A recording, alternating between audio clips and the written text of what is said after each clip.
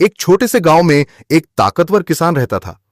उसका नाम था रामू काका। रोम रोम भाइयों। वह हमेशा सफेद धोती और सफेद पगड़ी पहनते थे। रामू काका का दिल भी उतना ही साफ था जितना उनका पहनावा।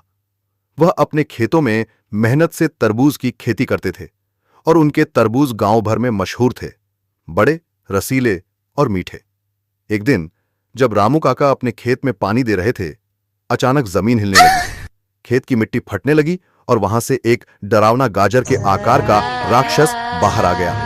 उसकी आंखें आग की तरह चमक रही थीं और उसके हाथों में कांटेदार बेलें थीं। वह जोर जोर से चिल्लाया, दोस्तों, अभी तक आपने इस चैनल को सब्सक्राइब नहीं किया।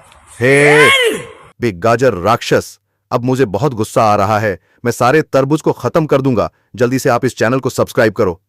जय जवान, जय किसान, भारत माता की जय। दोस्तों, अब कहानी में आगे। मैं गाजर राक्षस हूं, मैं इस खेत को नष्ट कर दूंगा। रामू काका घबरा गए, लेकिन हार नहीं मानी। उन्होंने आसमान की ओर देखा और फोल्डेड हैंड्स करके भगवान से प्रार्थना की, हे धरती माता, हे भगवान, मेरे खेत और मेरी मेहनत की रक्षा करो। अचानक एक तेज रोशनी हुई। खेत के बीच में सबसे बड़ा तरबूज फट गया और उसमें से निकला एक चमकदार, शक्तिशाली तरबूज योद्धा।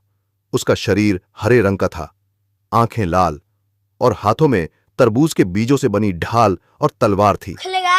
गाजर राक्षस ने हमला किया, लेकिन तरबूज योद्धा ने अपनी ढाल से उसे रोका।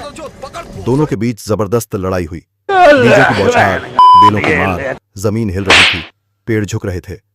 आखिरकार तरबूज योद्धा ने अपनी तलवार से गाजर राक्षस को काटकर दो हिस्सों में बांट दिया। राक्षस की चीखें गूंजती रहीं और फिर वो धुएं में बदल गया। तरबूज योद्धा ने रामू काका की ओर देखा, मुस्कुराया और खेत में वापस मिट्टी में समा गया।